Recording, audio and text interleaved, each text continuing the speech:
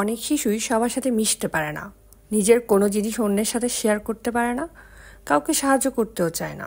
আবার অনেক সময় নিজের যখন সাহায্যের প্রয়োজন হয় তখন সে অন্যের কাছ থেকে সাহায্য নিতেও জানে না।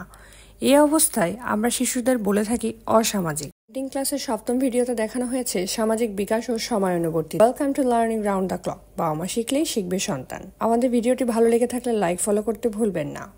সাবস্ক্রাইব করে পাশে থাকুন। ভালো লাগলে শেয়ার করে অন্যকেও দেখার সুযোগ করে দিন। শিশুর সামাজিক বিকাশে যে সকল ধাপ রয়েছে তার মধ্যে সর্বপ্রথম হলো সবার সাথে মিলেমিশে থাকা। অর্থাৎ শিশু যখন খেলাধুলো করবে, পড়াশুনো করবে, সবার সাথে মিলেমিশেই তা করবে। অন্যকে সহযোগিতা করা, নিজের প্রয়োজনে অন্যের সাহায্য নেওয়া, সামাজিক নিয়মগুলো মেনে চলা। খুশি মনে আন্তরিকতার সাথে সামাজিক নিয়মগুলোকে সে মেনে নেবে। শিশুকে তার সমবয়সী বন্ধুদের সঙ্গে মিশতে দিন।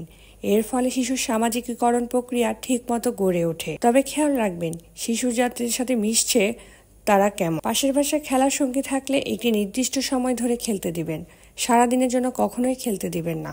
যত স্কুল বন্ধ হোক, সময়টা অবশ্যই নির্ধারিত থাকতে হবে। সামাজিক বিকাশ গড়ে তুলতে পারি আমরা ঘরের থেকে।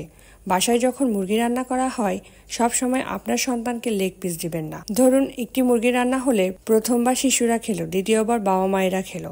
এতে শিশুরা শেয়ার করতে শিখবে। সামাজিক বিকাশের পর শিশুকে গড়ে তোলার জন্য সবচেয়ে গুরুত্বপূর্ণ বিষয় হলো তাকে সময়ের প্রতি শ্রদ্ধাশীল বানানো। অর্থাৎ শিশুকে সময়ানুবর্তিতা সম্পর্কে শিক্ষা দেওয়া।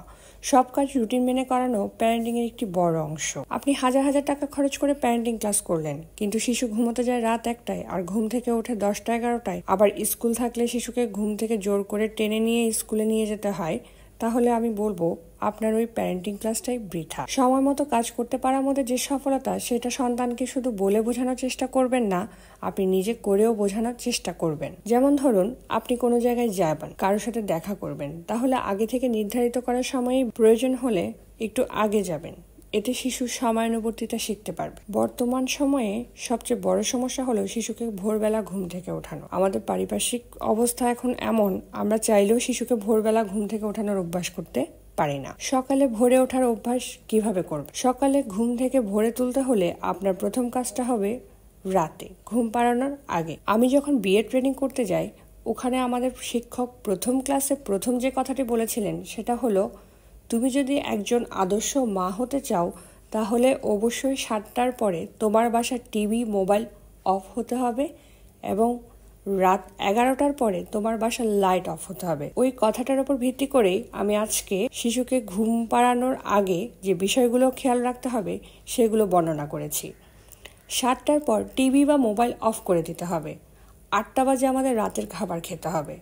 9টায় ঘুমোতে যাওয়ার আগে একটু দুধ বা ফল খাওয়াতে পারেন, যেহেতু রাতের খাবারটা সে আগে খাবে। রাতের 9টা থেকে 9:30টার মধ্যে ব্রাশ করে সে শুয়ে পড়বে। আপনি তাদের নিয়ে বিছানাতে শুয়ে লাইট বন্ধ অবস্থায় গল্প বললেন বা একটু সাধারণ জ্ঞান পড়ালেন, নামতা বা মুখে মুখে ছোট ছোট যোগ বিয়োগ করালেন। এক এক রাতে আমরা এক একটা পড়াবো। ধর্মীয় গল্পও শোনাতে পারেন।